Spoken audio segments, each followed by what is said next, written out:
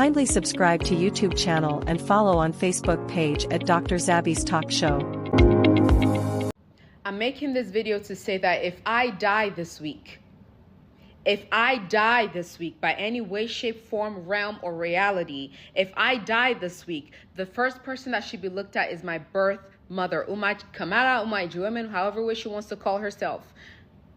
I am being stalked. I am being followed. Umay Kamara, and then the other people, Ansumana Jubate, Isata Jubate, Zulai Makre lives right here in Columbus, Ohio. Fatou Doumbouya, Alhaji Mustafa Sanyang. This is not the first time my mother has tried to pay people to take my life. She even took out a life insurance policy on me before. Again, if I die this week, because when I've spoken about this, people think I'm fucking playing. If I die this week, my birth mother is the first person that should be looked at. Then it's Ansumana Jubate, Isata Jubate, Zulai Makre, Fatou Doumbouya, Alhaji Mustafa Sanyang.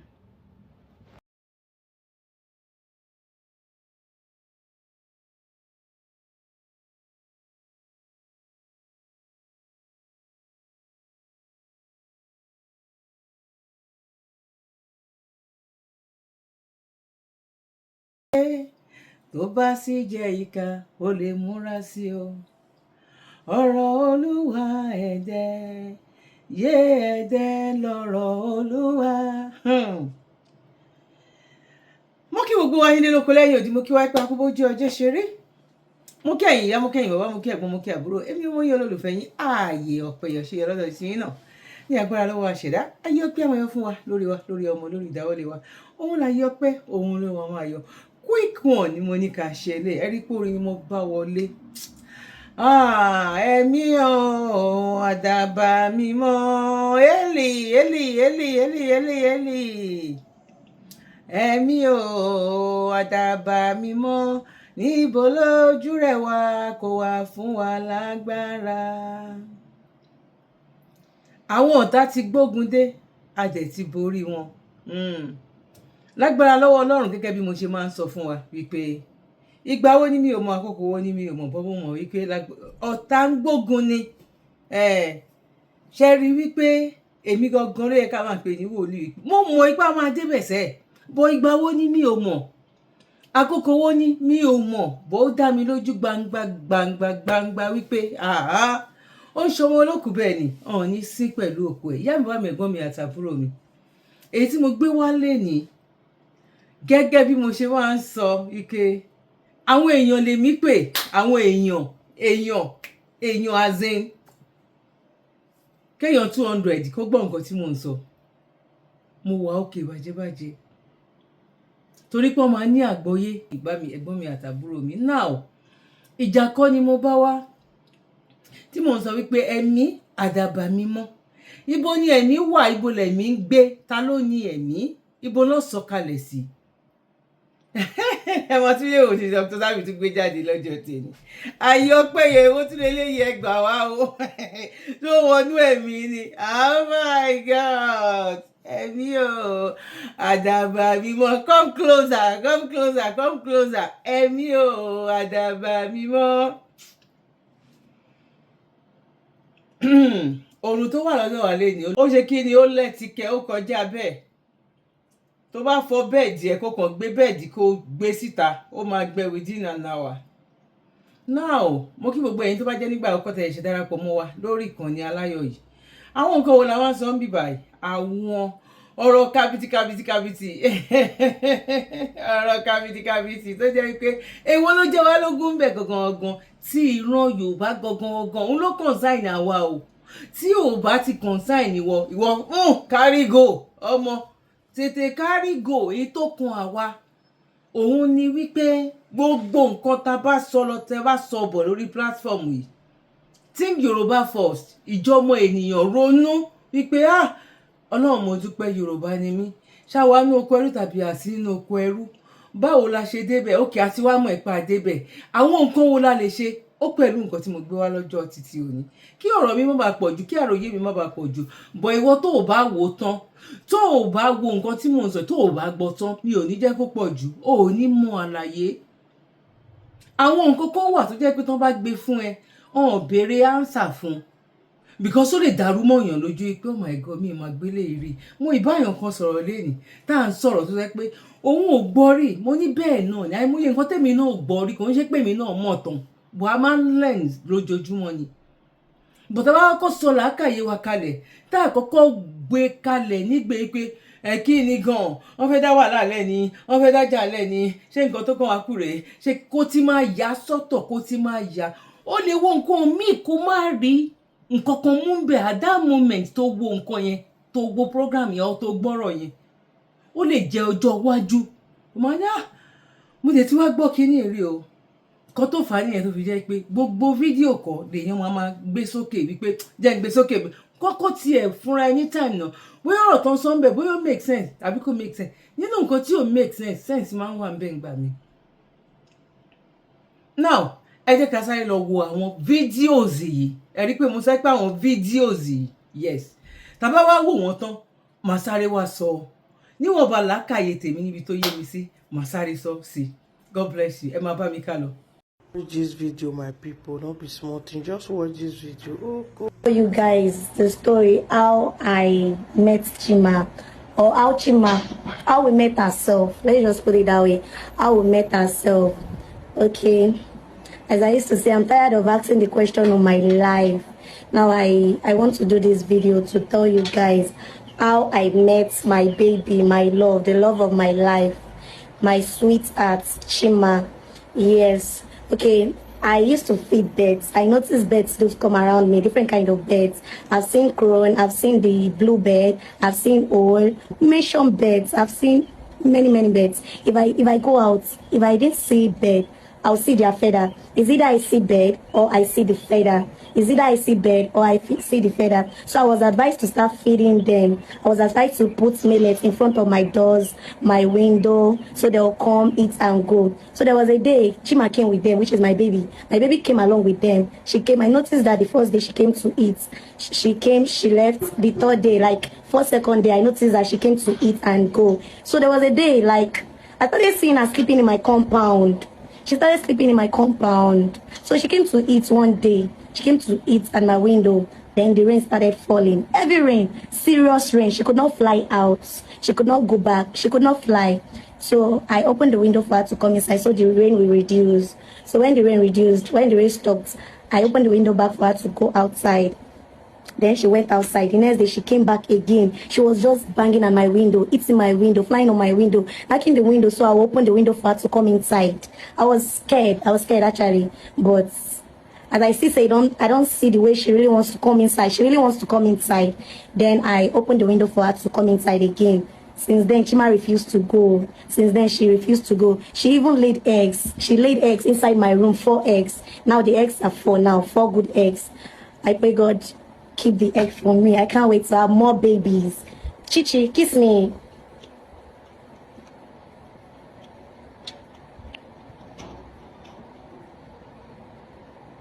Thank you, the love of my life. Mo rò pé gbogbo wa láti wo nǹkan tó ṣẹlẹ̀ nínú fídíò yìí. Mo rò pé gbogbo wa láti gbọ́. Bẹ́ẹ̀ ni wọ́n gbé wá fún wa.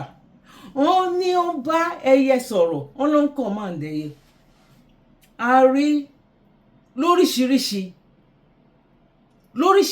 òun ni eléyìí ń sìn. Láì má gbára wa lákòókò kí n tún lọ gbé ti Yorùbá gangan Yorùbá. Ṣèbó òyìnbó lélẹ̀ èyí tó ń sọ Yorùbá tó dẹ̀ ń gbọ́ nǹkan tó sọ. Àjọkẹ́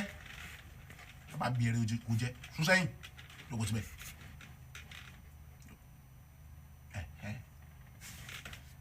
Ló ti ń ríṣẹ́ owó ẹ̀ mo rí pé orí ẹ̀ ó ti ń pé ìwọ náà ti ń gbàdúrà torí pé kí ni mo ti rí sign mo ní pé tó bá ń gbàdúrà ìyà ò ní jẹ́ mọ́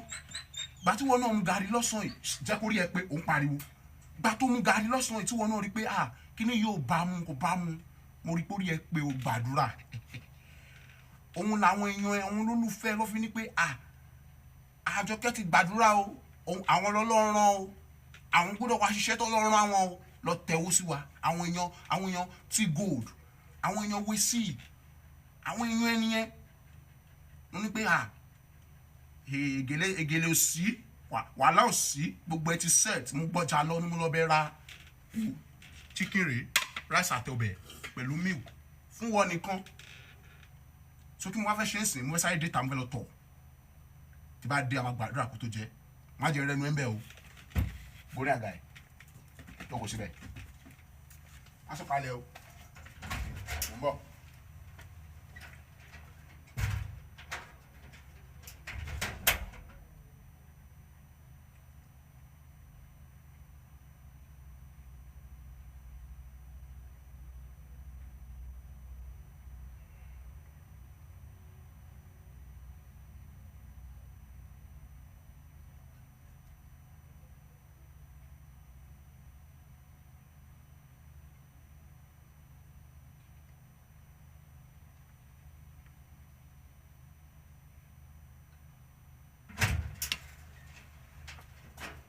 Mi ò tẹ̀ wá pẹ́ rárá orígé mi ò pẹ́ torí mi fẹ́ jẹ́ kó jẹ kó pẹ́ sọ̀kalẹ̀ ó ti dùn mọ́ ṣé àyẹn ti dùn mọ́ bọ́sẹ̀gbẹ́ bí padà jókòó a máa gbàdúrà sí kò lè jẹun ọkàn bẹ́ẹ̀ yá sórí abọ́ ẹ̀ torí mi bẹ́ẹ̀ kó fẹnu kábọ̀ yẹn wọ́n nìkan náà ni ajílù wa. Tọ́ba bí ó fẹ́ jẹ tọ́ba bí ẹ̀dá jẹ ṣó gbàdúrà ni ó ti gbàdúrà á ti gbà ṣó ti gbọ́ kí sọ Jehovah bẹ́ẹ̀ jẹ́ ó ti bàjẹ́ jù ó dẹ̀ la lílá tó la yẹn kan ní mi ò dùn sí tọ́ba tún bẹ́ẹ̀ la ó ti gbàdúrà it's not done that way ẹ̀yin gbàbọ́ mi kúrò lẹ̀ òun rèé súnmọ́ bí ká gbàdúrà súnmọ́ bí ara rẹ̀ ò balẹ̀ mọ́ gàrí ló mu látàrí súnmọ́ bí ò ti gbàdúrà wo bó ṣe ń ṣe yá bọ́ sókè ibi súnmọ́ sókè ìyá ti jẹ ajá ìdí level tó jẹ́ pé ara ò balẹ̀ mọ́ nígbà tó bá rí chicken Jehovah Jésù Kristi Michael mímọ́ bàbá ìyá ti jẹ ajá ẹ̀ bàbá ìyá ń jẹ wèrè tó ń dún yẹn náà bàbá ṣàánú fún wa bàbá dànù fún wa bàbá ṣàánú fún wa bàbá ṣàánú fún wa bàbá dúpẹ́ ẹ pèsè chicken ẹ pèsè milk ẹ pèsè rice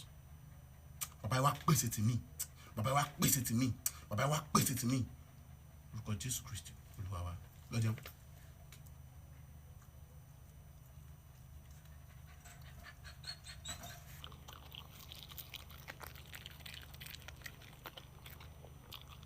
kí ni mo sọ fún ẹ pé tó bá ti ń jẹun kó jókòó.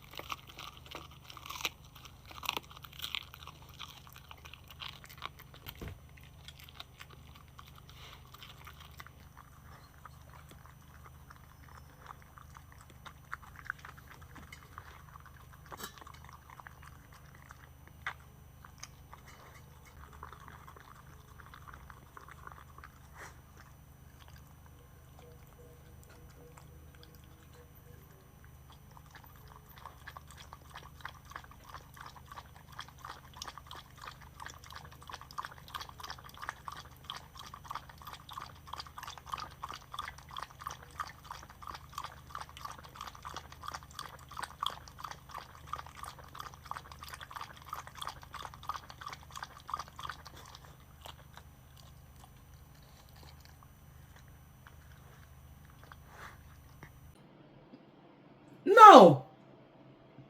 àwọn nǹkan ìrékọjá nǹkan tó ti kọjá lọ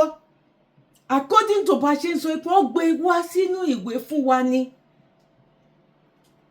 àwa ò sí ń bẹ̀ irú ọmọbìnrin tó ń bá ẹyẹ sọ̀rọ̀ yìí máa gbé yẹn wá ń sìn kán wá kọ sílẹ̀ bẹ́ẹ̀ náà ló ṣe jẹ́ òyìnbó farabalẹ̀ gbá research ni ìyá mi bá mi ẹ̀gbọ́n mi àtàbúrò mi torí ẹ̀ ló ṣe jẹ́ wípé àwọn náà wà nínú oko ẹrú yìí nígbà kan rí àwọn náà kúrò ń bẹ̀ ni wọ́n ń lo làákàyè wọn láti fi kúrò ń bẹ̀ ni.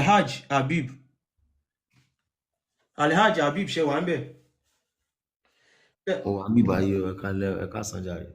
Ẹ̀ka sàn sá kí lè fẹ́ bá wa dá sí sá. Ó ga ọ àtàrà mo ti gbọ́n tẹ́tí mi ò gbọ́ rí o.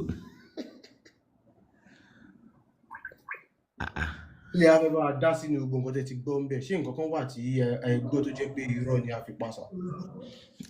gbogbo eléyìí èmi ò gbọ́ rí o. ẹ ò gbọ́ rí.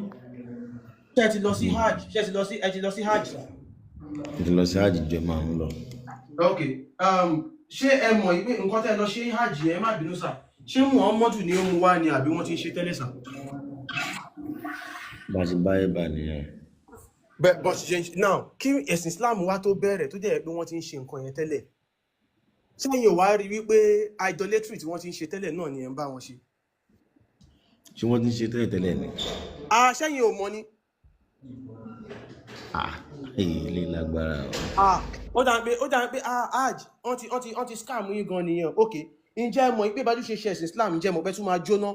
bóyá ẹ ò bá pàdé rí ó dẹ̀ wà nù Quran àti Hadith. ẹ fún mi improve o. ṣé ẹ ò tún gbọ́ yẹn náà rí. ok ẹ ṣe sùúrù mo fẹ́ mọ̀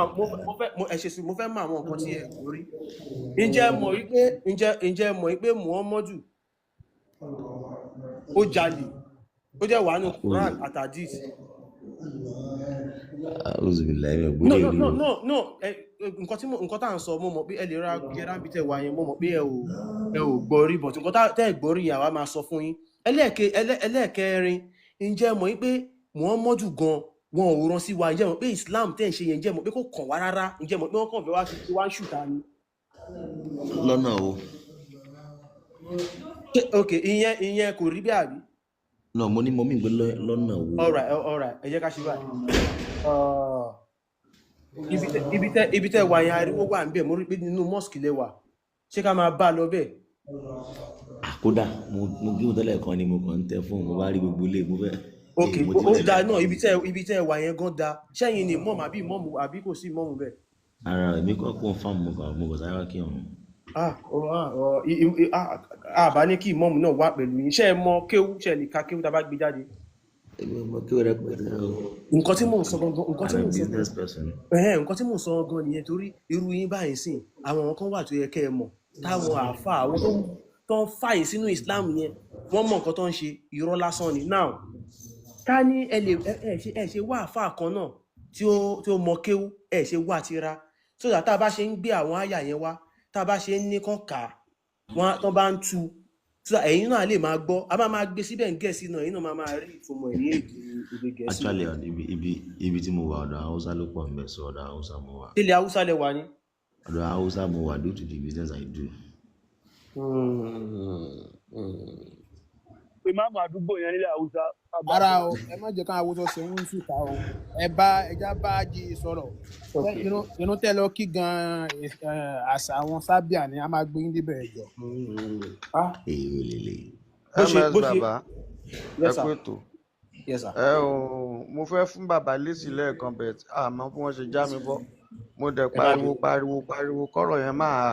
kó máa lọ nígbà tí wọ́n gbé àyà kan jáde lẹ́ẹ̀kan tó ní kúlí ìnàmọ́ àná báṣàrò mùsùlùmí kò ń yó àìláyà ìnàmọ́ ọ̀làwùkún làwùwáhìd fàmáǹkà náà yárìjìhù lìkọ́ àrọ̀ bíhì wàlíyà àmúlẹ̀ nsọ̀líhà wàlá yashruku bí ibadati rabbihi ahada. bàbá ọpẹ́ lórí ọrú bẹ́ẹ̀ ni àbí bẹ́ẹ̀ kọ́. bẹ́ẹ̀ ni ẹ sáré tú lọ́wọ́ kan ká lè dá. nítorí náà ẹbọ òun làwa ń ṣe lọ́dọ̀ títí wa ló fi sọ pé wàlá yashruku bí ibadati rabbihi ahada.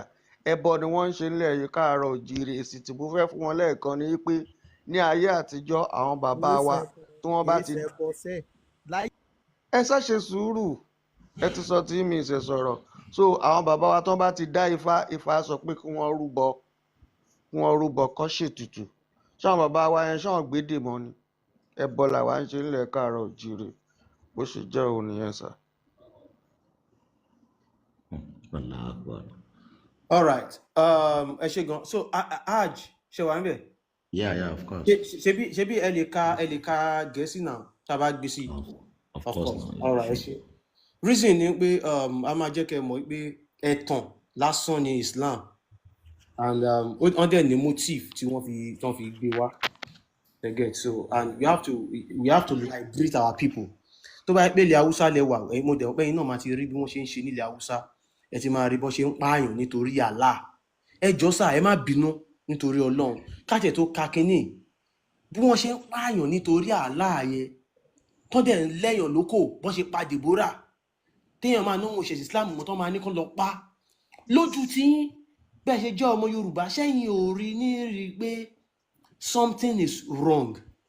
It's very wrong. I also go against that Deborah something and that's wrong. All right, ẹ ṣe now nǹkan tó ń ṣe yẹn nǹkan tó wà nù Islam gangan ni wọ́n ṣe yẹn and nǹkan tó fẹ́ gbé wá sílẹ̀ Yorùbá náà nìyẹn wọ́n fẹ́ sọ wá di pòkì wọ́n fẹ́ sọ wá di ẹni tó jẹ́ pé a máa dájú ọ̀dájú ènìyàn torí pé ẹ̀sìn Islam ẹ̀sìn ọ̀dájú ni ẹ̀sìn ìpànìyàn ni ẹ̀sìn ogun ni. Now ẹ kọ́kọ́ ka áyà yìí sà ẹ kà ó ti wà ní English. ẹ jẹ́ kẹ́nìkan kà ní Lárúbáwá kẹ́nìkan kà ní English kẹ́nìkan kà ní Yorùbá kọ́ má máa rò ó yẹ ok ẹ lè bá wa kà ní Lárúbáwá sà champion. ó ní wàmọ́ àrìsánnámírọ̀súlẹ̀ ìlàbìlìsánì kọ́ọ̀mìhì ó ní wàmọ́ àrìsánná àwa ò ní rán ẹnì kankan mírọ̀súlẹ̀ láàárín àwọn òjíṣẹ́ ìlà àyàfi bìlìsánì ahọ́n kọ́ọ̀mìhì àwọn èèyàn rẹ̀ ahọ́n ló ń jẹ́ lisan kọ́ọ̀mì àwọn èèyàn ló ń jẹ́ bẹ́ẹ̀ láì jẹ́ pé ẹni yẹn ń sọ èdè àwọn èèyàn ẹ̀ ó wá sọ síwájú kọ́ máa ló wà wájú ẹ̀ yẹn ó ní lìyùbá yínà làhùn bàyínà túmọ̀ sí kó lè yé wọn so that they may clearly understand ó ní làhùn yufadlillaha man yashahu wa yahdi man yashahu ọlọ́run ló máa ń kún àwọn Allah ló máa ń ṣe ló máa ń tọ́yàn sójú ọ̀nà bó bá ṣe wù ú wàhúwà àṣìṣú àlèkàkì bó dẹ̀ jẹ́ alágbára àti ọ̀jọ̀gbọ́n ẹ kọ́kọ́ tó kọ́kọ́ yẹn ó ní wàmọ́ àrìsánná àwa ò ní ṣàìrán ẹnìkankan sí àwọn èèyàn kan mírọ̀ súlín láàárín àwọn òjíṣẹ́ ìlàbìlìzánì kọ́ọ̀mì yìí àyàfi ẹni tó bá ń lìzánì ahọ́n yìí ló ń jẹ́ bẹ́ẹ̀ ahọ́n ló ń jẹ́ lìzánì ẹni tó ń tún sọ ahọ́n tó ń sọ èdè wọn àwa wò wípé àwa tá a jọmọ káàárọ̀ oòjíire ṣé èdè lárúbáwá là ń sọ ta ni wọ́n rán sáwà ẹ dákun tẹ́ ẹ bá ti délé ẹ lọ ronú nípa nǹkan tí mo sọ yẹn ẹ bá gbé Ọpẹ́lú Yẹrú wọlé padà. ẹ ṣe gan champion now hajj Ọpẹ́lú Yẹrú yẹn kan gbé àwọn tí lè dúró hajj now kí ni nǹkan tẹ́ gbọ́yé nínú verse yìí. àní mo yọrí ń gbọ̀ngàn tí mi gbọ́ rí mo lè busy báyìí o ìgbọ́n lè máa tún ṣe program yìí náà. a ṣì wà live báyìí a lè wà live báyìí ti di alẹ́ a ṣì wà ń rí.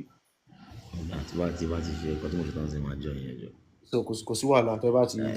wọlé. There are still many things tẹ́ máa gbọ́. All right, ẹ ṣé. So Mr. Saheed Abiodun. Ẹ̀yin náà gbọ́ nǹkan tí Hajj yẹn sọ. Wọ́n ní àwọn nǹkan táwọn gbọ́ yìí àwọn ò gbọ́ rí. So we still have a whole lot of people tí wọ́n lè dá ronú. Àmọ́ wọn ò tí ì gbọ́ àwọn nǹkan yẹn rí. Wọ́n ń retí èèyàn kan tó máa kọ́kọ́ ṣí wọn níyè pé àlàyé nǹkan tó ń ṣe yìí wàhálà ni o wàhálà ló fẹ́ fà síra ẹ lọ́rùn àwọn ọmọ ẹ ló fẹ́ kó sínú àdánwò yìí o tí wọ́n bá lọ tán àwọn ọmọ ẹ máa ṣẹrú o. àwọn èèyàn yẹn wọ́n nídìí ẹni tó sì máa sọ fún wọn torí àwọn àfáà yìí wọ́n ti pọ̀ gan and they are ready to mislead every one of us torí káwọn bá lè. ní pé òyìnbó 1000 sílẹ̀ lọ́jọ́ títí òní wàá rí wípé 95 ó ti ní freedom ọpọlọ àti tọkàn ṣe rí wípé percentage yẹn kò jọra rárá mi ò ní kò sí rárá but 95 lẹni tó jẹ́ wípé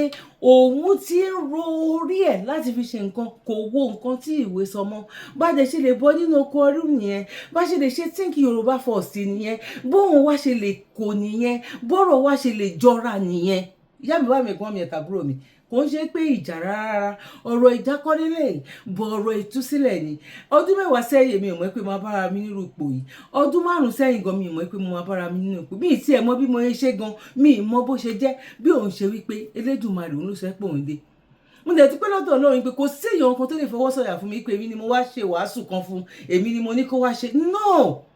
tọ́lọ́run bá ti dé ó ti dé tẹ́lẹ̀dùmarè bá ti dé ó ti dé náà nìyẹn gẹ́gẹ́ báwọn kan máa ṣe wáyé pé àwọn ọmọ bóyá jẹ́ àwọn kan lálàá tàbí náà bọ èmi ìwà wàá kò máa rí bí ìgbà tó jẹ́ pé oh my god ṣé ilé ayé ni mo wà tẹ́lẹ̀ tàbí ọ̀run ṣé gbogbo àwọn nǹkan yìí ṣé mo máa ń gbọ́ ni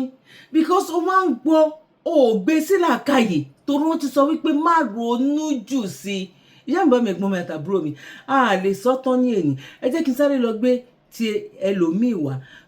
torí ẹ̀ tí a bá rí nínú ẹni ìwé tó ń gbé wá fún wa kò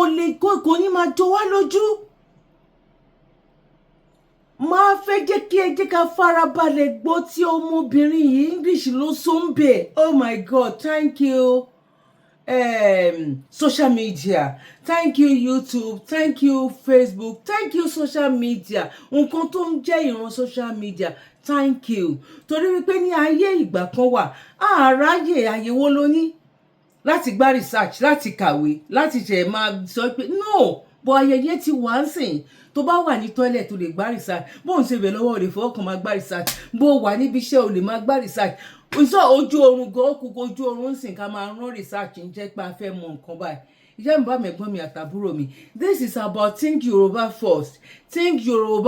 ọ̀rọ̀ ìjà kan lélẹ̀ ọ̀rọ̀ think Yoruba first òun ni gbogbo nǹkan tí èmi wà about ẹ jẹ́ ká sáré lọ wò.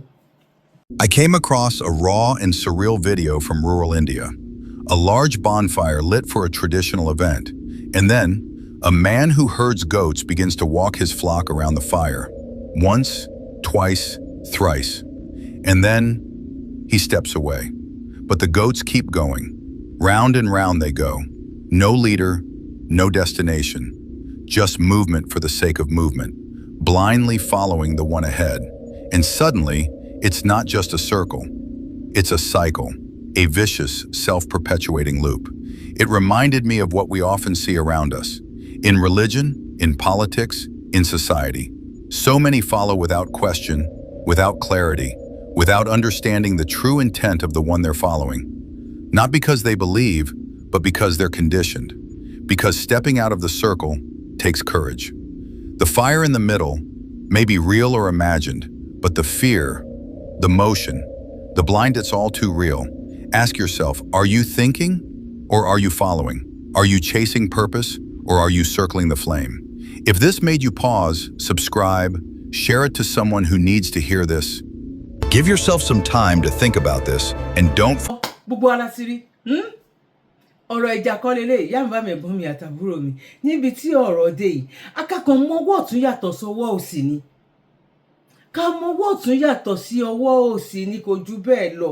àwọn ní ẹni tó bá máa dáṣọ fún ni tọrùn ẹ̀ là ń ra máa wò àwọn tó ń gbé nǹkan yìí wá fún wa ọ̀hún tí ẹ fẹ́ wá fẹ́ ire bó ṣe lè ń kó mọ ṣe gbọ́ nǹkan tí ẹni tó ń gbé lọ́dọ̀ wọn ṣe gbọ́ nǹkan tóun náà sọ ẹ jẹ́ ká sáré gan. Tọ́pìkì yẹn pé wèrè ló ń ṣe Islam wàláì kò sí rọ́ńbẹ́ because Arab country lèmi wà ṣé ẹ ń gbọ́ mi mà country lèmi wà Algeria ni mo wà but local area wọn la wà tó ti yẹ ṣe rí even though kámọ́ tiẹ̀ sọ ti Nàìjíríà gan ká sọ ti ìlú wọn táwa wà níbí báyìí ó fi hàn dájú pé wèrè gidi ló ń ṣe Islam ṣe rí àwọn èèyàn wa Nàìjíríà àwọn lórí wọn ò pé tí orí wọn bá pé tán bá ní àǹfààní àti wà níbi tá a wà yìí àwọn gan máa mọ̀ fúnra wọn pé wèrè original gidi ìní ń ṣe Islam ṣé láwàní tó ń wé sórí Nàìjíríà tó ń pọ́nlé yẹn wọ́n ń wé wọ́n fi ń bófin sùn bíbà yìí wọ́n ń wé wọ ghetto wọ́n ń wé wọ́n fi ń mu gbọ́ wọ́n fi ń mu sìgá ibi church ò sí bíbà rárá o only Islam ẹ̀ṣá mọ Algeria Islamic country ni o nothing like church ẹ̀sìn mùsùlùmí nìkan ni ṣẹ̀dẹ̀ rí ìwà wèrè tó gbóná jù láyé yìí ọwọ́ wọn ló pin sí àwa tá a jẹ́ black tá a jẹ́ Nàìjíríà a lẹ́nu níwájú wọn ara àti ara àwọn tó bá ti wà tó máa wà ní Arab country wọn á lè jẹ́rìí sí nǹkan tí mò ń sọ yìí tó ti yé yín àwa tá a jẹ́ black a jẹ́ nǹkan kan lójú wọn àtọ́ tọ́máyẹ̀ tí wàá gbọ́ pé o kì í ṣe muslim báyìí wọn ò ní gbéṣẹ́ fún ẹ wọn ò ní fojú gidi wò ẹ́ wọ́n máa wò ẹ́ bí kan lé ẹ kúrò ṣọ́ọ̀bù wọ́n máa wò ẹ́ bí kan lé ẹ kúrò nílé wọ́n á tiẹ̀ wàá dàbí nǹkan tí ò tiẹ̀ wà useful lójú wọn so because ẹ wo fún program yìí mo inú mi dùn gidi gan because a ti ń wá gbogbo nǹkan náà tiẹ̀ ká tiẹ̀ lè join live program yẹn fọlọ́n tó wá sọ pé wọ́n pọ̀ ẹnìkan wá ń Friday kò rọrùn láti mú wọn wọlé àwọn tó yẹ pé ọpọlọ wọn ti turn upside down tá a bá ń wúrí wọn mọ̀ wíru ni abá ti lè tẹnubọ̀ ọ̀rọ̀ ẹ̀sìn yẹn báyìí wọ́n máa ń wá wòye láti ti ṣe wá ń jàǹbá ni ọlọ́run ló ń kó wáyọ lọ́wọ́ wọn because wọn tiẹ̀ kì í fẹ́ ká tiẹ̀ mẹ́nu lé pé wọ́n ti brainwash yìí kí ní ìbò ṣe rí rèé èmi ní ìdílé muslim náà ti bí mi sáyé lórúkọ tí wọ́n sọ mí gbogbo tó ju tiwa iná tó ju wa ilá ta ríran rí gbogbo alọ́lé kéwú alọ́ gbogbo ẹ̀bọ ẹ mọ̀ ọlọ́run ti ṣí àwa yìí ọlọ́run ti ṣí wa níyè àdìrí so many tí a ti mọ̀ pé irọ́ ló wà ń bẹ̀ irọ́ gidi irọ́ original irọ́ èní bẹ́ẹ̀ bẹ́ẹ̀ tó ti yé yín irọ́ gidi ló wà ń bẹ̀ because ibi tí mo tún wá wà yìí gan jẹ́ kí n mọ̀ pé yes wèrè original wèrè gidi ló ń ṣe Islam ẹ bẹ́ẹ̀ ká tán wa jẹ́ so ẹni tó máa láǹfààní àti wà ní Arab country tá a wà yìí tí wọ́n explain bíbá yìí they will surely know that wèrè gidi ló ń ṣe Islam tó ti yé yín láwọn tí wọ́n ń pọ́lé Nàìjíríà wọ́n á wé sórí bíbá yìí wọ́n wò lọ sí ghetto ilé aṣẹ́ wọn pè ní ghetto bíbá yìí wọ́n á wò lọ bóbìnrin sùn wọ́n á wé mú òsè gbégbó sẹ́ni lélẹ́yà àti sìgá tó ti yé yín sí yìí so wèrè gidi original ló ń ṣe Islam. bẹ́ẹ̀ni ẹ ṣe gan adúpẹ́ pé ẹ bá wa dá sí adé mama rẹ tẹ bá mo fẹ́ sọ nǹkan ẹ má bínú mi sá ok ọmọ Bọ́lájí mo fẹ́ sáré sọ nǹkan kí Mr. ọmọ Bọ́lájí tó bá wa sọ̀rọ̀ àáfà kan wá sí ọ̀dọ̀ wa lẹ́ẹ̀kan a ka Quran 9:29 fún ẹ káàbọ̀ ẹ jẹ́ nẹ́tíwọ̀kì yín ò dáa ṣe fẹ́ sọ̀rọ̀ bá àbí kí Mr. ọmọ Bọ́lájí ẹ bá wa sọ̀rọ̀. a dúpẹ́ lọ́wọ́ yín gan bẹ́ẹ̀ ṣe bá wa ṣí àwọn èèyàn lọ́kàn. a rí ìdúpẹ́ lọ́wọ́ yín gan pé iṣẹ́ gidi lẹ̀ ń ṣe fúnlẹ̀ Yorùbá. hello. à ń gbádùn nǹkan tẹ̀ ń sọ ni la fi mú. ìpè ń bọ̀ àwọn ìpè ń bọ̀ Yorùbá dẹ̀ ní láti múra wọ́n mọ̀ nǹkan tó ń ṣe o wọ́n dẹ̀ ń bọ̀ èmi ò ní kan láti sọ jù bẹ́ẹ̀ lọ bí pé ọmọ Yorùbá pàtàkì là wa Muslim dẹ̀ ni mí I was born in a Muslim background wọn òótọ́ yìí èmi yìí mo ti mọ̀ láti kékeré so tí máa ń gbọ́n sí mi kò máa ń rẹ́rìn ó kò máa ń pa mí lẹ́rìn gẹ́gẹ́ bí bọ́ẹ̀ bí mi láti ìdílé Muslim àti kékeré mo ti jẹ́ kó lo Muslim lè ní primary school mi kẹba lè mọ̀ pé kò ń ṣe nǹkan kékeré àti kékeré lọ́wọ́ ti fi wọn àwa yìí pé ike ní kinní èmi nìkan mo lo Muslim name nínú àwọn family mi tó wà lẹ́nu register up to date lọ́wọ́ pé báyìí àwọn program báyìí wà at least táwọn èèyàn náà máa ń gbọ́ etí wọn máa ṣí nítorí pé we are under shackle pé ìwà yẹn kinní yìí wọ́n fẹ́ fi dè wá mọ́lẹ̀ ni o wọ́n fẹ́ fi dè wá mọ́lẹ̀ ni Ọlọ́run dẹ̀ rorò wọ́n rẹ̀ láti pa culture Yorùbá rẹ̀ níbi tí ó mo gbọ́ story kan recently now wọ́n ní ìmáàmù kan tó fún láyè nílùú kan bí i Ọ̀ṣun state àbí Ìwó side wọ́n náà fún láyè wọ́n fún lọ fún iṣẹ́ wọ́n dẹ̀ di pé láti ibẹ̀ lọ ó bẹ̀rẹ̀ lè kéwú òun káwọn ọmọ lè kéwú inú àwọn tó kọ́ lè kéwú ó kọ́ mú méjì inú wọn ó fún wọn lóyún ó fẹ́ wọn ẹ̀ ṣàwẹ́ pé aṣà lo crime ló dá o ṣùgbọ́n nínú abúlé tó wà wọn ò lẹ́rìn pé crime ni a ti rà lọ bá àwọn ìyá wọn a ti bá bàbá wọn a ti sọ̀rọ̀ tútù sí wọn lọ́kàn pé òun máa fẹ́ wọn òun máa ṣe kíní kan àwọn yẹn náà ní choice wọ́n gbà kó fẹ́ wọn bẹ́ẹ̀ wọ́n lẹ́yìn fọwọ́n tọ́ndà ẹ̀kọ́ bá kọ́ wọn lé kí ó tún dẹ̀ kó méjì rẹ̀ fún méjì lóyún nínú wọn with the claim of pé o máa marry wọn ó dá ìyẹn lọ nísìn àwọn traditionalist ìlú ẹ̀ ló bá fà gidigidi báyìí sìn ẹ máa wàhálà táwọn ibo yìí fà wọ́n dẹ̀ ní agbára wà lọ́wọ́ wọn wọ́n ní ìjọba lọ́wọ́ ìjọba wà lẹ́yìn wọn àwọn Fúlàní ti gbé wọn lẹ́yìn àwọn wá tẹ ọtí ẹmẹ pé kí ẹmẹ pé tẹ má gbajá lọ́wọ́ èèyàn tẹ má gbà lọ́wọ́ èèyàn tẹ wá ń tọ́jú ajá yẹn ẹ̀yin lajá yẹn máa mójú. So àwọn Yorùbá kọ̀ọ̀kan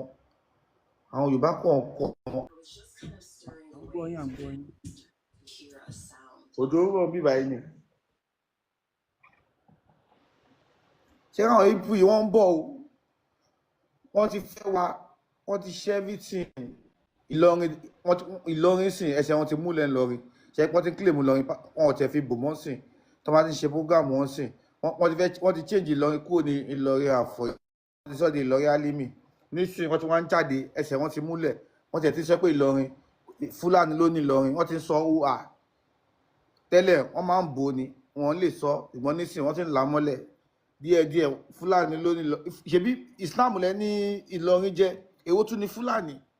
látòrí Islam ní o wípé gbogbo wa ti di kan Islam ní gbogbo wa nísìn ẹ ti já àwọn Yorùbá sẹ́yìn ẹ ti já wọn sẹ́yìn ẹ ti wá ń polówó Fúlàní sìn ẹ sọ̀rọ̀ Islam mọ́ o wọn ò sọ̀rọ̀ Islam mọ́ o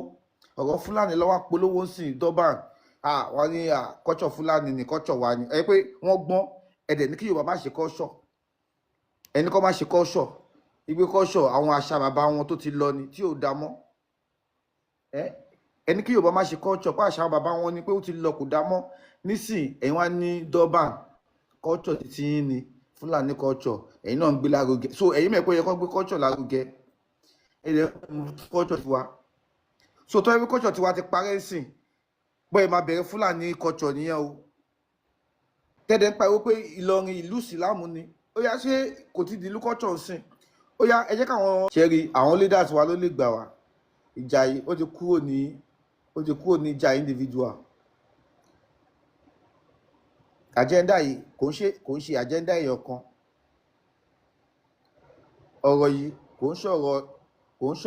ṣọ̀rọ̀ àdúgbò ti dọ̀rọ̀ lù àwọn pípò yìí wọ́n ń bọ̀ o mi ní ju nǹkan tó ń fẹ́ sọ bẹ́ẹ̀ lọ ẹ ṣé gan. àwa náà mọ̀ torí ẹ̀ náà ni àwọn ètò yìí náà fi jáde káwọn náà máa bọ̀ wọ́n máa bá wa ní àkọ́bí ìbọn ní ilẹ̀ bàbá wa Akínniwá Akínṣojú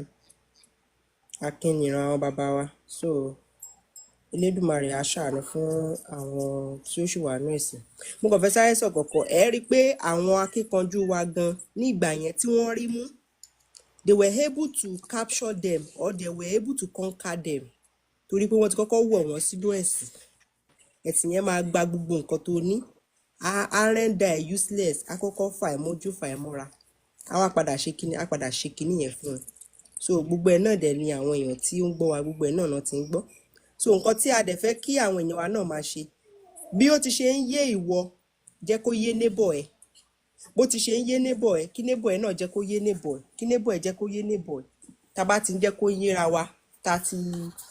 ti fọwọ́sowọ́pọ̀ bí àwọn bàbá wa ṣe máa ń sọ tó bí òwe wọ́n ní àgbájọwọ́ ní gbẹ́rù dórí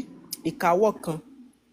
kò lè gbẹ́rù dé dòdò tá bá ti jọ fọwọ́sowọ́pọ̀ tá ti fìmọ̀ sọ̀kan gbogbo wa la mọ̀ nǹkan tó ṣẹlẹ̀ ńgbà tí wọ́n náà ń bọ̀ wá sí Èkó tó fẹ́ wá ti àlùkùránì bọ odò Èkó a mọ̀ nǹkan tí àwọn bàbá wa fojú wọn rí so àwọn nǹkan tí a dẹ̀ sọ fún àwọn èèyàn wa náà nìyẹn pé ẹ̀sìn Islam yìí wọ́n fi ń gbalẹ̀ ni kí àwọn èèyàn kan ṣe kí ni ẹ kúrò nínú ẹgbẹ́ òkùnkùn Islam ṣùgbọ́n ó máa yé wọn àtẹ̀dúpẹ́ lọ́wọ́ adẹ́dá àwọn tó yé ní last year ó ju àwọn tó tún yé ní year yìí lọ àwọn tó tún máa yé ní next year ó tún máa ju àwọn tó máa yé ní ọdún tó ń bọ̀ lọ bí ó ṣe máa yé wa náà nìyẹn wọn ládẹ ń bẹ àwọn èèyàn wa pé tó bá ti kúrò nínú ẹgbẹ́ òkùnkùn yìí fa ọmọ ẹ kúrò ń bẹ̀ má kó àwọn ọmọ ẹ lọ lé kéwú má kó mo rí ìyá kan ìyá yẹn ó ní òun jẹ́ oníṣẹ̀ṣe ṣùgbọ́n àwọn ọmọ ṣì ń lọ lé kéwú it's not a pride ìgbà kan ló jẹ́ pride pé ọmọ mi kéwú nígbà tá a ti mọ ìtumọ̀ tá a ti mọ gbogbo ìkànnì ìgbà kan ló jẹ́ pride now tọ́mọ ẹ bá ń lọ lé kéwú you are setting yourself òun set ara ẹ for destruction by yourself òun fi ọwọ́ ara ẹ ó fẹ́ fi ṣe ara ẹ by yourself kọ́lọ́mọ ẹ kéèyàn fi máma jẹ́ fọwọ́ ara mi ò ṣe ra mi ẹni bẹ́ẹ̀ ó fẹ́ fi ọwọ́ ara ẹ̀ ó fẹ́ fi ṣe ara ẹ̀ tó bá ní oṣù mo gbàgbọ́ nínú ilé mo gbàgbọ́ nínú gbá mo gbàgbọ́ nínú àwọn gbàgbọ́ nínú kòkó bàbá àsásùn ṣùgbọ́n ọmọ mi ṣì ń lọ lé kéwú yẹn kí ló fẹ́ lọ ṣe ilé kéwú is a breeding place for terrorism ibẹ̀ náà ti ń breed wọn náà ti ń radicalize wọn ni ẹ fi rí pé tó bá ti jáde nílé kéwú bàbá kan tó wá sókè akakura 929 fún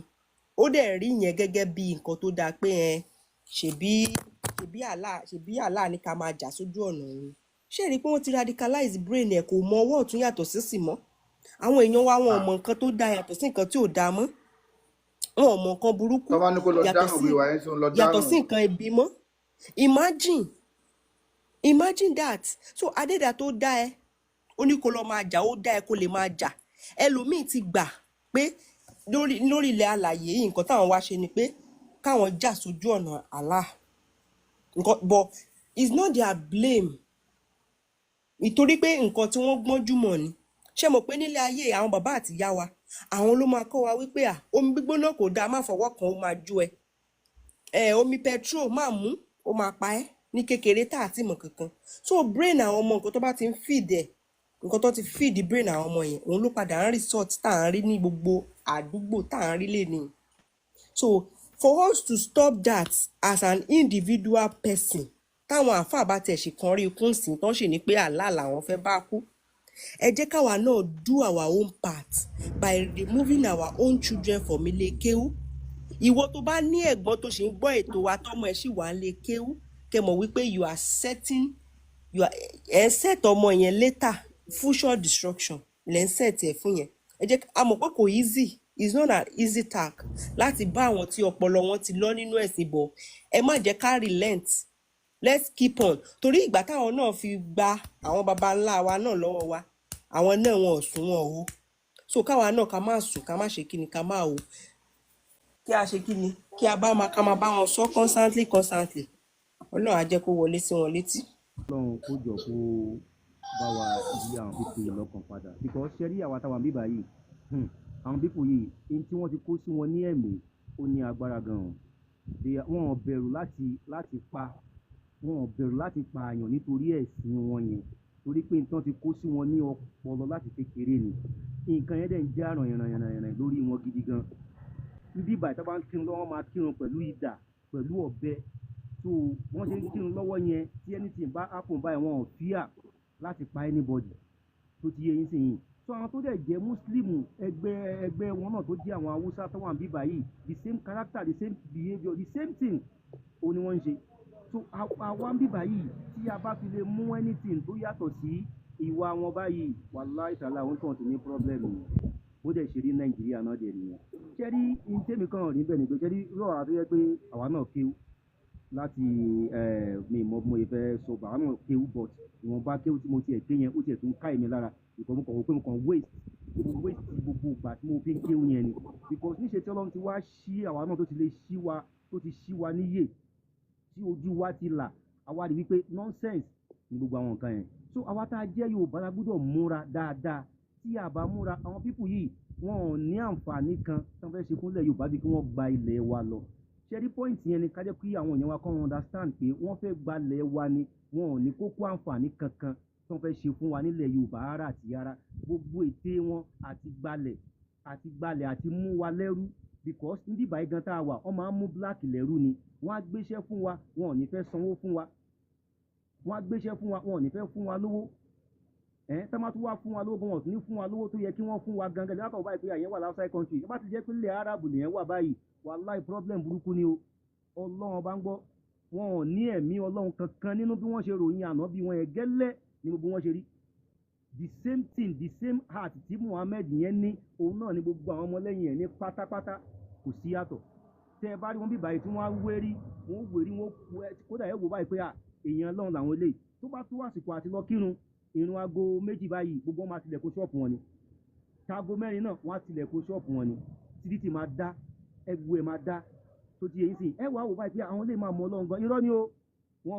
ọmọ gbò tí wọ́n tó bá tọ́ àsìkò àti ìwà bí wọn àti ìwà láàbí wọn báyìí àìmọye ẹ̀mí tó ti ṣòfò ń bí báyìí tí wọ́n ti ẹ̀ bìkítà tí wọ́n ti ẹ̀ wọ́rì tó ti yẹ yín so jẹ́ ká máa jẹ́ kó máa yí so irú àwọn kan náà fẹ́ gbé wá sí ilẹ̀ Yorùbá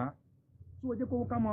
ká máa tẹ̀ máa wọ̀nyí wá létí pé àwọn pípù yìí wọ́n wá pẹ̀lú ìmọ̀ gidi ara láti gbogbo agenda wọn just to take our land láti gbalẹ̀ wa ni so jẹ́ ká máa tẹ̀ máa wọ̀nyí èèyàn wa ká máa tẹ̀ máa wọn létí gidi gan because wọ́n ti brainwash àwọn èèyàn gan o àwọn tó jẹ́ èèyàn tiwa tó jẹ́ pé Yorùbá ta máa ń sọ fún bíbá yìí gan àwọn míì wọ́n jẹ́ kì í fẹ́ ká bá ti lè mẹ́nu lé ọ̀rọ̀ ẹ̀sìn báyìí kódà ká ka alukuran ká tún fẹ́ túmọ̀ ẹ̀ fún wọn ní Yorùbá wọn ní kò dáa so tó jẹ́ pé bó ṣe wá ní èdè Arabu yẹn wọ́n ní àgbọ́dọ̀ tú sí èdè míì wọ́n ní kò dáa báwo ni mo ṣe máa ka nǹkan ní èdè tí mi understand tí mo lè láǹfààní àti tú sí èdè mi tí màá fi mọ bóyá èpè lẹ́yìn iṣẹ́ fún mi ni àbádùá lẹ́yìn iṣẹ́ fún mi ni tí wọn tiẹ̀ kì í fẹ́ gbọ́ ara àti ara ẹ̀ ló ṣe ẹ̀ ń gbọ́ mi mà tí wọn tiẹ̀ kì í fẹ́ gbọ́ ara àti ara pé a tiẹ̀ fẹ́ wọn tiẹ̀ kì í fẹ́ gbọ́ ara pé a fẹ́ tú Àlùkùránì o bóyá wọn ka verse kan fún wa ok tó tiẹ̀ kà fún mi yìí jẹ́ kí n tú sí èdè mi wàhálà ti bẹ̀rẹ̀ nìyẹn o tá a bá tún wá sọ̀túnmọ̀ ẹ̀ fún wọn ní Yorùbá tó jẹ́ Yorùbá ẹgbẹ́ tiwa a ní ara ní kò dá a ní ò dá ara ok náà irun pípè bí wọ́n ṣe máa ń pè irun yẹn àwa ti mọ̀ túmọ̀ ẹ̀ ní Yorùbá tá a bá sọ̀túnmọ̀ ẹ̀ fún oníbà wọ́n á ní ara ní pé kò dá so èdè Árábù tó wà yẹn náà ni ó gbúdọ̀ wà ṣẹ́ni wípé wọ́n ti kó wọn ní làákàì wọ́n ti kó wọn ní ọpọlọ gidigan tí kì í ṣe é kéré so ìmọ̀ràn tí mo lè fún àwa tá a jẹ́ ọmọ Yorùbá ni pé a lè fi àṣà Lárúbáwá wé àṣà tiwa láyéláyé ok now ọmọ kan bíbá yìí a jọ ń fa ọ̀rọ̀ kan ní ìjẹta àbí ìjẹrin kọ́ ni ó nínú gbogbo èdè tó ní àpọ̀n lójú láyé yìí ó ní èdè Árábù ni mo wá ní thank God Ọlọ́run ṣe ó ti lọ sí Nàìjíríà mo wá ní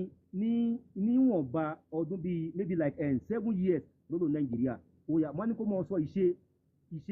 àti Ìgbò àti Yorùbá o àti Haúsá kó máa sọ ìṣe oníkálukú àṣọ oníkálukú ní ìkọ̀ọ̀kan ṣẹ́ni mo pé Ọlọ́run jẹ́ kátẹ́gùn fẹ́ sí ọpọlọ ẹ̀ díẹ̀ ó wá ní kámọ́kùrọ̀ ó ní àṣà Yorùbá ní àṣà tó dáa jù ibi báyìí tí ọmọ bá fẹ́ pe bàbá ẹ̀ yóò lárúkọ ọmọ lórí ni ẹjọ́ ṣé àṣà rẹ̀ nìyẹn tí wọ́n fẹ́ pè yẹ ẹ̀ yóò lárúkọ ọmọ lórí ni bí ẹ̀ bàbá tó fẹ́ bá ọmọ wí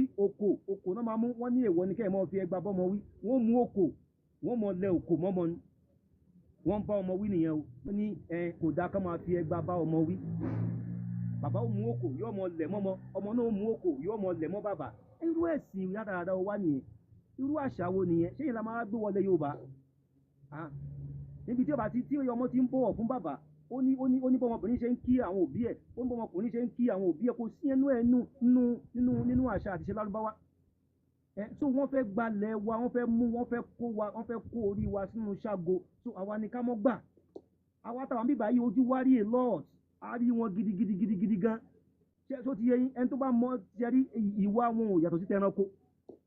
ìwà wọn ìṣe wọn àfi bí ẹran kò sí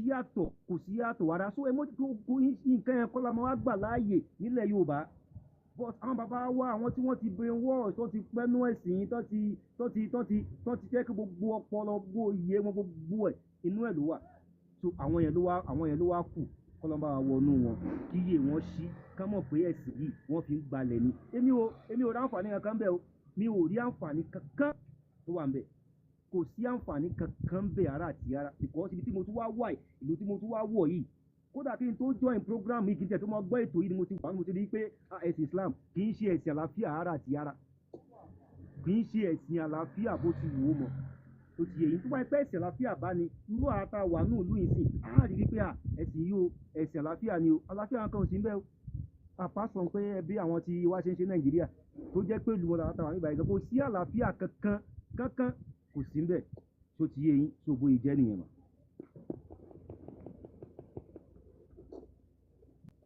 ẹnu ṣe ń gbọ́ mi mà. ẹ jẹ́ ká tẹ̀ mọ́ àwọn èèyàn mo ti sẹ́ẹ̀lì ẹ̀ sí ilẹ̀ kí wọ́n lè mọ̀ wípé ẹ̀sìn Islam wọ́n fi ń gbalẹ̀ ni o ìbí bàbá bí wọ́n ṣe wé láwà ní sórí bàǹbàǹbàrí wọ́n wé lọ gẹ́tò lọ bóbìnrin sùn tó ti yé yín ẹni tó bá mọ Algeria ibi tí mo wà náà ń pè ní Timiawe ní Algeria Timiawe wọ́n wé láwà ní sórí báyìí tó ti yé yín ẹ mọ báwọn àfáà ńláńlá ṣe máa ń ṣe Nàìjíríà yẹn báwọn ilé ó ṣe wé lọ sí gẹ́tò lélẹ̀ tí wọ́n lọ bóbìnrin sùn tó ti yé yín bí wọ́n bá já yín lólè tí wọ́n gba fóònù ọwọ́ ṣẹ́rí tabaníkà máa tẹnu bọ̀rọ̀ bí báyìí ní ojú ń rí ní Arab country kódà bí n bá wọ Nàìjíríà ní ẹ̀ bá ṣe sàlámù àlékún sí mi ó yẹ kí n gbọ́ tọ̀ ń ṣépè ni sàlámù tó fi ń gba fóònù bí wọ́n bá pa ìwọ̀n ọkọ̀ ṣe sàlámù àlékún náà ni bí wọ́n bá gbówọ́wọ́ ìwọ̀n ọkọ̀ sàlámù àlékún náà máa ṣe so wọ́n ọkọ̀ máa wá kí mi pé sàlámù àlékún èsì olóró kí ni mo bá wọn ìfẹ́ dẹ́ ló ó yẹ kí n wọ̀n ẹ́ lépè ni náà because àwọn tó ní ẹ̀sìn yẹn gan tán ní èdè yẹn gan kò sí àwòkọ́ṣe rere kan lára wọn bíbá yìí ọlọ́run nìkan ló ń kó wáyọ bíbá yìí ọlọ́run nìkan ló ń kó wáyọ wàláì ọlọ́run ló ń dáàbò bò wá tó ká mo sọ pé ìsìlámù ẹ̀sẹ̀ àlàáfíà kankan ò sí bẹ́ẹ̀ kò sí àlàáfíà kankan tó wà ń bẹ̀ bí ogun bí jíjà bí pípànìyàn gbogbo nǹkan tó wà náà ṣe wọn àti àṣà wọn nìyẹn ṣé bẹ́ẹ̀ ló ṣe wá rí nílẹ̀ Yorùbá ó ṣe rí nílẹ̀ Yorùbá kọ́ nìyẹn náà so we have to know what we are doing ká má gba àṣà tí kì í ṣe tiwa ká má gba láàyè ká má ìkẹ́nìkan wá gba góòdì kan wá gbé pàǹdà lé wa lọ́wọ́ because kò sí nǹkan òwúrí kankan nínú ẹ̀sìn wọn kò sí tó ṣe tó lè ṣe Yorùbá láǹfààní nínú ẹ̀sìn wọn nínú ìṣe wọn nínú àṣà wọn so àwa ni ká má gbà láàyè káwa Yorùbá ká jẹ́ kí ká jí gìrì ká má accept ká má tiẹ̀ gbà rárá àti rárá so àwọn tí ò tí mọ̀ ká jẹ́ kán mọ̀ tó ti yẹ yín sì yìn so bí bọ́rọ̀ wọn ṣe jẹ́ nìyẹn o kì í ṣe ẹ̀sìn àlàáfíà rárá so àwa Yorùbá ni ká jí gìrì ká mọ̀ nǹkan tá à ń ṣe bó ṣe jẹ́ nìyẹn ìyá mi mo dúró báyìí náà. bí àwọn mùsùlùmí ṣe máa ń ṣe nìyẹn ẹ ní béèrè pé ṣé ẹ̀sìn Islam ṣe peace ní àbí kì í ṣe peace tó bá máa kọ́kọ́ sọ fún ẹ bá ní Islam religion of peace ó dàbí ẹlẹ́fọ̀ ẹgbẹ́fọ̀ ẹ̀ wá kì í ṣe tààtàn ta ló bí. ara ló ń fú bẹ́ẹ̀ ni ta ló bí. ara ń fú ta ló bí léèrè bẹ́ẹ̀ ni. bọ̀bọ̀ Lateef tó ń ṣe fíìmù yìí bí ni mọ̀ bóyá òun náà ti di àáfà ó ń ṣe wáàsí kan gbà kan ẹ mọ̀ kan tó máa fi parí nǹkan tó ń sọ Islam religion of peace mo ní ẹ máa wo dìdì hàn religion of peace ṣé wọ́n ti ẹ̀ mọ̀ kan tó wà ní Islam tó ń ṣe tó bá gbé kó ka kankan ní kinní bẹ́ẹ̀ kó lè mọ kankan bọ̀ torí nǹkan tó ti kó sí wọn lórí wọ́n ṣàbá fẹ́ by force ẹni ọ̀rọ̀ kékeré Islam religion of peace eléyìí peace. What's the peace in the religion? ṣé bá a rí ibi tí wọ́n tò àwọn tó jẹ́ black tó jẹ́ Africa lọ́tọ̀ wọ́n sí ní Mecca ṣé bá a rí gbogbo ẹ̀ bó dẹ̀ ṣe rí bíbá iná dẹ̀ nìyẹn bó ṣe rí ibi tá a wà iná nìyẹn kí má purọ́ fún yín mà ṣẹ́rí àwa tá a jẹ́ black ń bíbá yìí ms àbámọ́ kábì kan fún wa tí mi ò rántí ayàtọ̀ ní àwọn black máa wọná white ni ó máa ṣe kí n ṣẹ́rí ojú tó fi ń wò wá ń bíbá yìí ó nìyẹn wọ́n ń fojú gidi wa tá a jẹ́ black o àtọ́ wọn ń fojú gidi wò wá rárá àti rárá kódà kan fẹ́ rán yàn iṣẹ́ kan rí white ẹgbẹ́ wọn lẹ̀ báyìí wọn ní pé black náà máa wá pè tó àbá wá dá wọn ní wọn ní òkè ṣe mùsùlùmí gidi wọn ní kékeré ní ẹ torí pé ò ti dá wọn lóhùn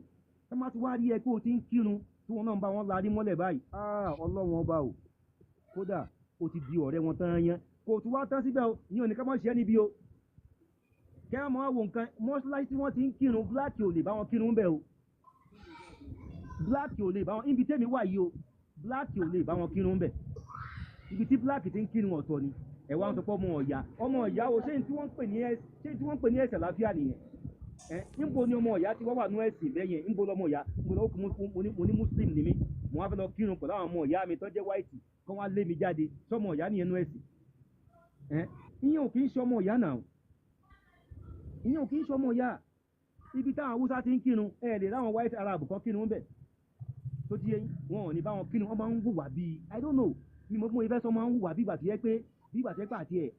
àti ẹ̀ jámọ́ nǹkan kan tẹ́ máa tiẹ̀ wárí pé o ti wà ń kírun díẹ̀ wọ́n lè fà ẹ́ mọ́ra díẹ̀ ni tó ti yẹ yín ìwà àti ìṣe àràbù kódà àlàáfíà kankan ò sí bẹ́ẹ̀ o kátó sọ pé ẹ̀sìn ìsìlámù tàn gbé dání kò sí kì í ṣe ẹ̀sìn àlàáfíà ara àwa ti rí a lot èyí tá a rí Nàìjíríà kékeré ni gbogbo àtàwọn ìbà ìwà àárí oríṣiríṣi pé kì í ṣe ẹ̀sìn àlàáfíà kankan tó ti yẹ yín kì í ṣe ẹ̀sìn àlàáfíà kankan kò sírú èdè tá a lè sọ tẹ́ ẹ̀ bá ti lè sọ arábù báyìí wàhálà ẹ bá ti lè sọ arábù sí wọn báyìí ó ti tán. bàbá wa Saheed ẹjọ yín mo fẹ́ bá sọ̀rọ̀. ok mò ń gbọ́ yín sà. mo kí yín o ẹ ṣé bàbá wa ẹ̀bẹ̀ kan tí mo fẹ́ bẹ̀ yín ni pé ẹ má jìnnà sí wa rárá lórí platform yìí mo fẹ́ kẹ́yìn náà tẹ́ bá ní àyè bó jẹ́ 10 minutes bó jẹ́ 20 minutes kẹ́ máa fi wá sókè kẹ́ máa sọ nǹkan tó ń ṣẹlẹ̀ sí àwọn èèyàn dúdú ní irú ìlú Islam yìí tẹ́ wà yìí, kẹ́ máa fi ṣèdánilẹ́kọ̀ọ́ fáwọn èèyàn wa wípé nǹkan tó ń ṣẹlẹ̀ ni kẹ́ máa dọkumẹ́ǹtì bọ́n ṣe ń behave sí àwọn èèyàn dúdú. Ibi tẹ́ bá lè ya fọ́tò ẹ ya fọ́tò ẹ̀, ibi tẹ́ bá lè ṣe fídíò ẹ ṣe fídíò ẹ̀, kẹ́yìn náà máa show ẹ̀ fáwọn èèyàn wa. Tó bá jẹ́ 5 minutes péré lẹ fẹ́ fi sọ̀rọ̀, tó bá jẹ́ 10 minutes,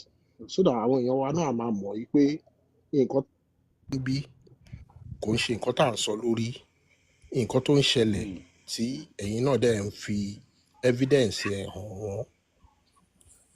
òun ni nǹkan tá à ń sọ fún wọn bí. So ẹ̀bẹ̀ tèmi fẹ́ bẹ̀ yín nìyẹn. Sókè láti wá kí bàbá Saheed, bàbá dáadáa, bàbá ọjọ́ alẹ́ yín á dá o. Ogun tẹ́ fọ̀sán tẹ́ fàárọ̀ yìí ṣe, ọwọ́ bàjẹ́ ò ní kan iṣẹ́ yín. Gbogbo ẹ̀yin tí ó wù kí ayé ìran Yorùbá má bàjẹ́, gbogbo ẹ̀yin tí ó wù káyé wa má padà polúkúrúmuṣu, tí ẹ̀ ń jí tẹ́ ẹ̀ ń wá ń bá wa wá sókè, tẹ́ ẹ wá ń pariwo sétí wa wípé ọ̀rọ̀ lélẹ́yìí táwọn onítọ́mọdé bá pẹja á dájẹ, tó bá peku á dájẹ, tó bá ti pàrọ̀ gidigba ilé ló ń gbé bọ̀. Àrọ̀ gidigba lélẹ́yìí ẹ má jà gbà, ẹrù ọ̀rọ̀ yìí ẹ jẹ́ kó gbé padà síbi tán ti ń gbé wá. Bàbá mi gbogbo tẹ́ ẹ sọ látàárọ̀. Ẹ má bínú mà, ẹ jọ̀ọ́ ẹ kàn fún mi ní just 2 or 3 minutes fẹ́ ṣàlàyé nǹkan kan fún yín. Ǹjẹ́ jẹ́ mọ̀ pé ìlú tá a wà yìí wọn ò mọ èdè tó ń pè ní Yorùbá? Ṣé ẹ lè believe bẹ́ẹ̀ ṣá? Ẹ ń gbọ́ mi mà? aláàtí òmìnira àti ìgbò tí májèlé pa lọ. Wọ́n mọ èdè tí wọ́n ń pè ní Yorùbá. Nígbà tí mo wà níbì kan wọ́n pè bẹ̀ ní Aruba, sáìdì Mali ní ibi ibẹ̀ yẹn ní bọ́dà pẹ̀lú Algeria tó ti yé yín. So tó bá ti wá bí wá lérè pé níbo làwa ti wá, tá bá ti wọnú Algeria, tá bá ní Nàìjíríà láti wá, èmi àti bọ́dà mi kan adẹ̀ ń sọ Yorùbá, wọ́n máa wá bèrè pé èdè wo ni èdè tá à ń sọ wá ní èdè Yorùbá ni. Wọ́n á ní kò sí èdè tó ń jẹ́ èdè Yorùbá, wọ́n ní Haúsá nìkan làwọn mọ̀ tó wà Nàìjíríà. So wọn ti ṣe rí àwa Yorùbá gbọ́dọ̀ múra gidi gan, ibi tí ṣe àwa Yorùbá a gbọ́dọ̀ múra gidi gan tó ti yé yín. So wọ́n fẹ́ pa ìran Yorùbá pátápátá, kò dé Ọlọ́run ò dẹ̀ ní fún wọn ṣe. Bàbá mi Saheed, ẹ jọ̀ọ́ ìbéèrè tí mo tún fẹ́ béèrè lọ́wọ́ yín ni pé ṣẹ́yìn ti bá Lárúbáwá tó sọ ọmọ ẹ̀ lórúkọ, ẹ mọ̀ pé báwa Yorùbá